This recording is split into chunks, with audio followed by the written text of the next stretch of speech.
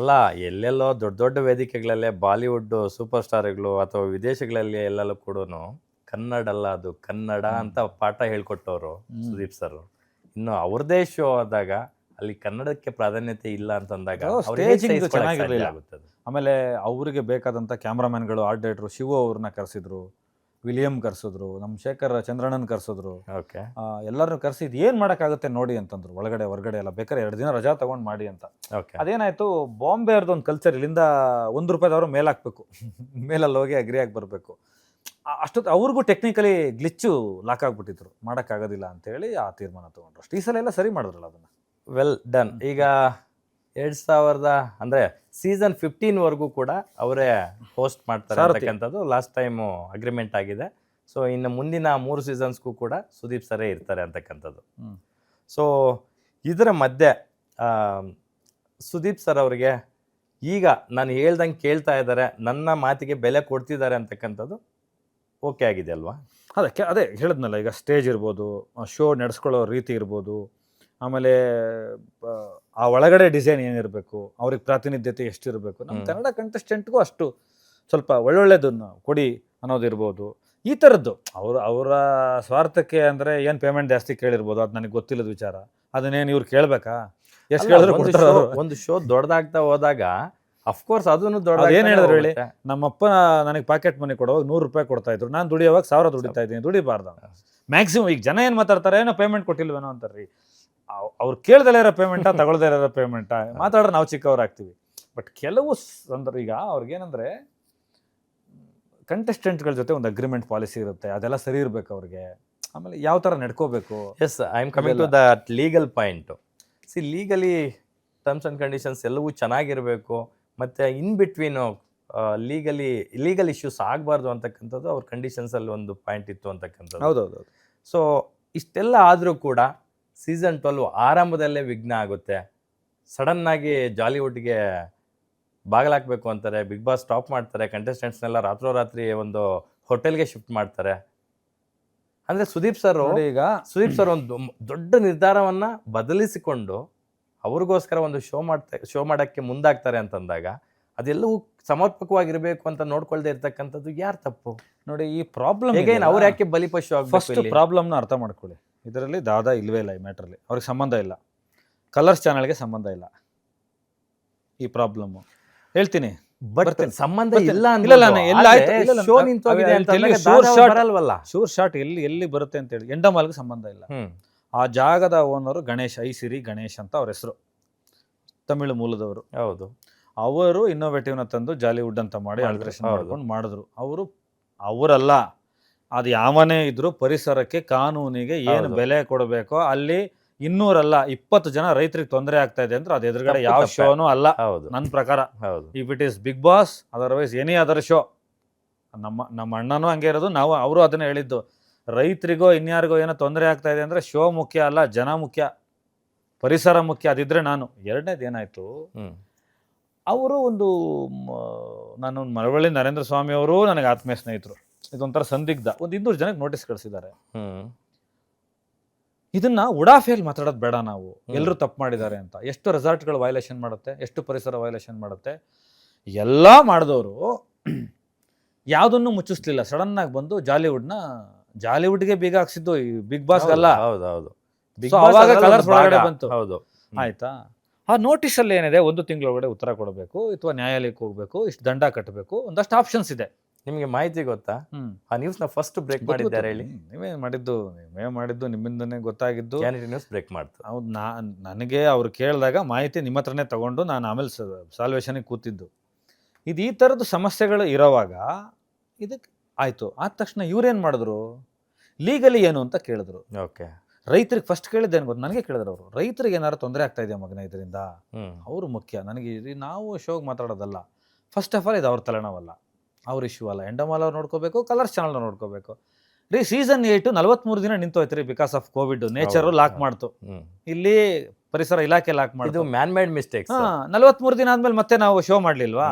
ಅದು ಆವಾಗ್ಲೂ ಅದನ್ನ ಹೇಳಿದ್ದು, ನಿನ್ ಸೀಸನ್ನೇ ಆಯ್ತಲ್ಲಪ್ಪ, ನಿಂತ್ಕೊಳ್ಳಿ ಪರವಾಗಿಲ್ಲ, ಬಟ್ ರೈತರಿಗೆ ಏನಾರು ಆಗ್ತಿದ್ಯಾ, ಏನಾರು ನೋಡ್ಕೊಳ್ಳಿ, ಇದೇನ್ ಮಾಡಲ್ಲ. ನೀವ್ ಹೇಳ್ದಂಗೆ ಐಸಿರಿ ಗಣೇಶ್ ಅವ್ರಿಗೂ ಮತ್ತೆ ಏನು ಮಾಲಿನ್ಯ ನಿಯಂತ್ರಣ ಮಂಡಳಿಗೂ ತುಂಬಾ ದಿನಗಳಿಂದ ನಡೀತಿತ್ತಂತೆ. ಇದೆಲ್ಲವೂ ಕೂಡ ಆ ವಾಹಿನಿಯ ಗಮನಕ್ಕೆ ಅಥವಾ ಶೋ ಹೋಸ್ಟ್ ಮಾಡುವಂತವ್ರಿಗೆ ಅಥವಾ ಎಂಡಮಾಲ್ ಅವ್ರಿಗೆ ಅಥವಾ ಈಗ ಸುದೀಪ್ ಸರ್ ನಾನು ಗಮನಕ್ಕೂ ಇಲ್ದೇನೆ ನಡೀತಿತ್ತಾ ಈಗ ಅಂತ. ನಾನು ಹಿಂದೆ ಕೂಡ ಎರಡು ವರ್ಷ ಬೇರೆ ಕಡೆ ಮಾಡಿದ್ವಿ. ಅಲ್ಲಿ ಏನಿರುತ್ತೆ, ಓನರು ನಮ್ಗೇನು ಹೇಳಿರ್ತಾರೆ, ಈ ಜಾಗ ನಂದು, ಈ ಸ್ಟುಡಿಯೋ ನಂದು, ಏನ್ ಇಲ್ಲಿ ಬೇಕಾದ್ರೂ ಏನೇ ಮಾಡ್ಕೊಳ್ಳಿ. ಮಾಡಿ ಎಲ್ಲ ನಿಮ್ ಶೋ ಮಾಡಿ, ಹ್ಮ್ ನಿಮ್ ಶೋ ನೀವು ಮಾಡ್ಕೊಳ್ಳಿ, ಹ್ಮ್. ಏನ್ ಬೇಕಾದ್ರೆ ಮಾಡಿ ಅಂತೆಲ್ಲ ಬಿಡಲ್ಲ ಇವಾಗ. ಹ್ಮ್ ಶೋ ಮಾಡಿ, ಇದೇನ್ ಬೇಕಾದ್ರೆ ನಡೆಸ್ಕೊಳ್ಳಿ. ಆದರೆ ಇದಕ್ಕೆ ಸಂಬಂಧಪಟ್ಟಂತ ಲಿಗಾಲಿಟಿ, ಈಗ ಹೋದ್ಸಲ ಮಾಡಿದ್ವಲ್ಲ ಆರೋಹಳ್ಳಿ ಒಂದು ಇದ್ರಲ್ಲಿ ಮಾಡಿದ್ವಲ್ಲ, ಹೌದು. ಅಲ್ಲಿ ಪಂಚಾಯತಿಗೆ 22,000 ಕಟ್ಟಿರ್ಲಿಲ್ಲ. ಹ್ಮ್ ಅದಕ್ಕೊಂದು ನೋಟಿಸ್ ಬಂದಿತ್ತು. ನೋಟಿಸ್ ಬಂದಿತ್ತು, ಹೌದು. ವಿವಾದ ಆಯ್ತು. ಪಂಚಾಯತಿಗೆ ದುಡ್ಡು ಕಟ್ಬೇಕಾಗಿರೋರು ಯಾರು? ಜಾಗದ ಓನರ್ ತಾನೆ. ಎಕ್ಸಾಕ್ಟ್ಲಿ. ಶೋನವರು ಪರ್ಮಿಷನ್ ತಗೊಳಕ್ಕೆ ಏನು ಕಟ್ಟಬೇಕೋ ಅದು ಕಟ್ಟಿರ್ತಾರೆ. ಸೊ ಜಾಗದವ್ರು ತಗೊಂಡಿಲ್ಲ ಅಂದ್ರೆ ಏನು ಮಾಡೋದು? ಸೇಮ್ ಪ್ರಾಬ್ಲಮ್ ಇಲ್ಲ ಆಯ್ತು. ಸೊ ಇದು problem with Ganesh and Aishwari Ganesh and ಇದು ನಡೆದಿದ್ದು. ವಾಣಿಜ್ಯ. ಇವರು ಮಧ್ಯ ಪ್ರವೇಶ ಮಾಡಿದ್ರು. ನಾನು ಮಾಡೋದು ಬೇಡ, ನಮ್ಮ ಅವಶ್ಯಕತೆ ಇಲ್ಲ ಅಂತಾನೆ ನಮ್ಮ Okay. ಅಭಿಪ್ರಾಯ ಇತ್ತು. ಇಲ್ಲ, ಈ ಶೋ ನಿಲ್ಬಾರ್ದು ಅನ್ನೋ ಕಾರಣಕ್ಕೆ DK ಶಿವಕುಮಾರ್ ಅವ್ರಿಗೆ ಹೇಳಿದ್ಮೇಲೆ ಅವ್ರು ಒಂದೇ ಮಾತು ಹೇಳಿದ್ದು, ಏನು ಟರ್ಮ್ಸ್ ಅಂಡ್ ಕಂಡೀಷನ್ ಇದೆ ಅದನ್ನ ಫಾಲೋ ಮಾಡಿ, ಕಾನೂನು ಬಿಡಬೇಡಿ, ಓಕೆ. 1 ತಿಂಗಳು ಎಕ್ಸ್ಟ್ರಾ ಟೈಮ್ ಕೊಡಿ, ಶೋ ಸ್ಟಾರ್ಟ್ ಆಗಲಿ ಹೌದು. ಮಾಡಿ ಅಂದ್ರು. ಅವ್ರು ಇಮಿಡಿಯೇಟ್ ಒಂದು ಟ್ವೀಟ್ ಮಾಡಿದ್ರು. ಟ್ವೀಟ್ ಅಲ್ಲ, ಅವ್ರು ಫೋನೇ ಮಾಡಿದ್ರು ಬಿಡಿ. DK ಶಿವಕುಮಾರ್ ಅವ್ರು ಅಲ್ಲ, ಸಂಬಂಧಪಟ್ಟ ಜನಕ್ಕೆ ಅಫಿಷಿಯಲ್ Tweet ಮಾಡಿ, ಒಂದು ಟ್ವೀಟ್ ಮಾಡಿದ್ರು. ಟ್ವೀಟು ಮಾಡಿದ್ರು, ಸಾಲ್ವ್ ಆಯ್ತು. ಈಗ ಆ 1 ತಿಂಗಳು ಒಳಗಡೆನೆ ಎಂಡಮಾಲ್ ಅವರು ಮತ್ತೆ ಜಾಲಿವುಡ್ ಅವರು ಸೇರಿ ಕ್ಲಿಯರ್ ಮಾಡಿದ್ದಾರೆ. Okay. ನಾನೊಂದು ಸವಾಲ್ ಹಾಕ್ಲಾ? ಹ್ಮ್. ಈ ಪರಿಸರ ಮಂಡಳಿ, ನಾನು ಸ್ವಲ್ಪ ಪರಿಸರದಿಂದಾನೇ ಪೊಲ್ಯೂಷನ್ ಬೋರ್ಡ್ಗೆ. ಬಂದಿರೋನು. ಓಕೆ.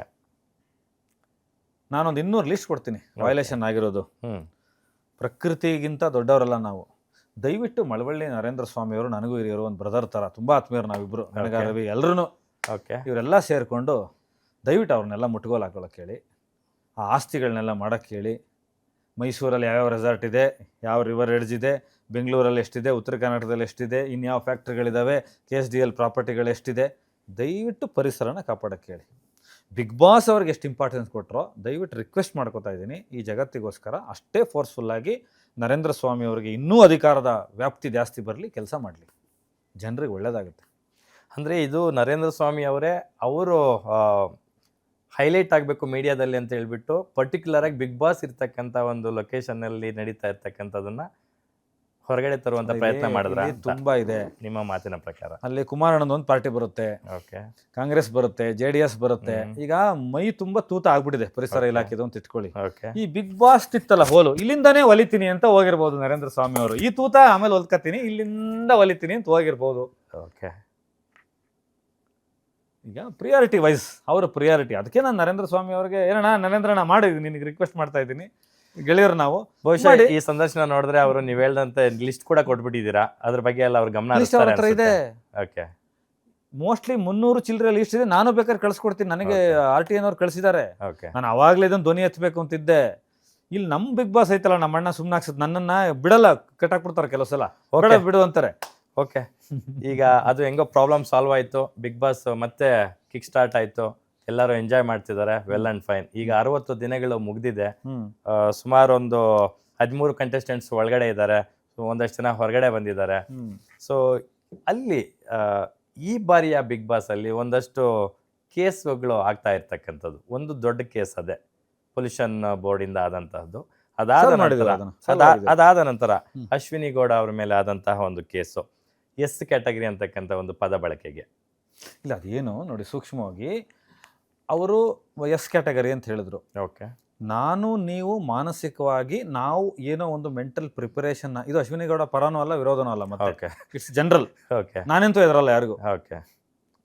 ಆಕೆ ನಮ್ಮ ಕನ್ನಡದ ಒಂದು ಹೆಣ್ಮಗಳು, ನಾವು ಗೌರವಿಸ್ತೀವಿ ಅಷ್ಟೇ. ಆ ಶೋನಲ್ಲಿರೋದು ಅವ್ರಿಗೆ ಬಿಟ್ಟಿದ್ದು. ಓಕೆ. ಸ್ಲಮ್ ಅಂತ ಹೇಳಿರ್ಬೋದು, ಹ್ಮ್.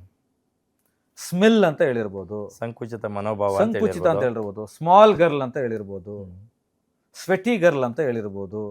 ಏನ್ ಬೇಕಾದ್ರೂ ಇಂಟರ್ಪ್ರಿಟೇಷನ್ ಬಂದುಬಿಡುತ್ತೆ ಲೀಗಲಿ. ಆ ಹೆಣ್ಣು ಮಗಳೇನಾರೋ ಎಸ್ ಪದಕ್ಕೆ ಸಂಬಂಧಪಟ್ಟಂತಹ ಕೆಲವು ಪದಗಳಿದೆ, ನಾನು ಈ ಶೋಲ್ಲಿ ಹೇಳಕ್ಕಾಗಲ್ಲ, ನಾನು ಬಳಸಲ್ಲ ಅದನ್ನ. ಆ ಪದಗಳನ್ನ ಬಳಸಿ ಆಪಾದನೆ ಮಾಡಿದ್ರೆ ಖಂಡಿತ ಕೇಸ್ ಅದು ತಪ್ಪು. ಚೈತ್ರ ಕೋಟೂರ್ ಇದ್ದಾಗ ಆಗಿತ್ತು, ಬೇರೆ ಬೇರೆಯವ್ರು ಇದ್ದಾಗ ಆಗಿತ್ತು ಅಲ್ವಾ? ಆ ಶೋನಲ್ಲಿ ಬಳಸಿದ್ರೆ ಅದು ತಪ್ಪು. ಈಗ ನೀವೇ ಆ ಜಾಗದಲ್ಲಿ ನಿಂತ್ಕೋತೀರಾ ಅಂತ ಇಟ್ಕೊಳ್ಳಿ. ಈಗ ಆಡಿಯನ್ಸ್ ಯಾರ್ಯಾರು ಇದಾರೆ, ಜಡ್ಜ್ಗಳು, ಅವ್ರನ್ನ ನಿಲ್ಸೋಣ, ಅದನ್ನ ಜಾಗದಲ್ಲಿ ನಿಲ್ಸ್ಬಿಡೋಣ. ಅಶ್ವಿನಿ ಗೌಡ ಏನ್ರಿ ಎಸ್ ಅಂದ್ರೆ ಪಿತ್ತ ನೆತ್ತಿಗೇರಿಸ್ಬಿಡಿ, ಕರೆಕ್ಟಾಗಿ ಹೇಳ್ರಿ ಅಶ್ವಿನಿ ಗೌಡ ಎಸ್ ಅಂದ್ರೆ ಏನ್ರಿ ಅಂತ. ಅಣ್ಣ ಎಸ್ ಅಂದ್ರೆ ಸ್ಮೆಲ್ಲು ಬರ್ತಾಳಣ್ಣ ಅಂತ ಹೇಳಿದ್ನಣ್ಣ ಅಂದ್ರೆ ಏನ್ ಮಾಡ್ತೀರಾ? ಮುಗ್ದೇ ಹೋಯ್ತು.